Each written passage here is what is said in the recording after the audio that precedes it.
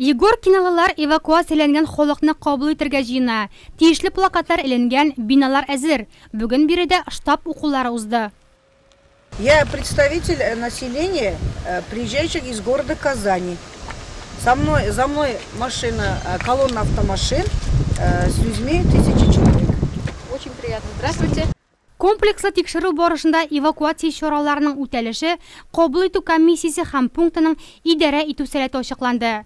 Барысы да чынбарлыктагы кебек. Кабул итү пунктлары җитәкчеләре эвакуацияланган халык ролендә. Җыелу урыны спорт залы.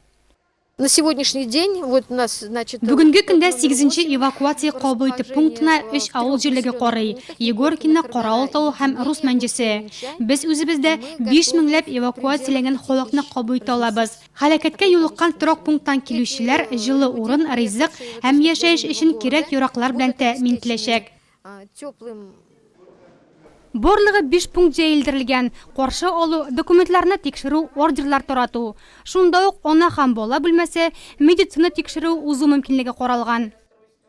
Люди, которые к нам прибыли, Эвакуацияланган халык башта көтү залына урнаштырыла. Колонна вәкиле документларны рәсмиләштерә. Оннан соң халык йортларга таратыла. непосредственно оформлением документов. Внимание!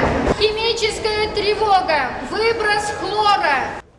Гадәттән тыш хәлләргә мәктәп укучылары да әзер. Алар өчен махсус сигнал яңгырады. Химик тревога. Дәрес барышында балаларга противогазлар, марледан ясалган бәйләүчләрен киеп, гомерләрен сакларга туры килде. Когда мы слышим на уроке 3 происшествия... Дәрес барышында 3 тапкыр кыңгырау шалтыраса, димәк мәктәптә гадәттән тыш хәл игълан ителгән дигән сүз. Бүген химик тревога иде. Ул 2 төрле була: хлор һәм аммиак атакалары. Әгәр аммиак икән, без беренче катка төшәргә тиеш, чөнки аммиак җиңел һәм ул өскә күтәрелә. Ә хлор тревогасы булса, киресенчә 2нче катка күтәреләбез, чөнки ул авыр һәм аска төшә.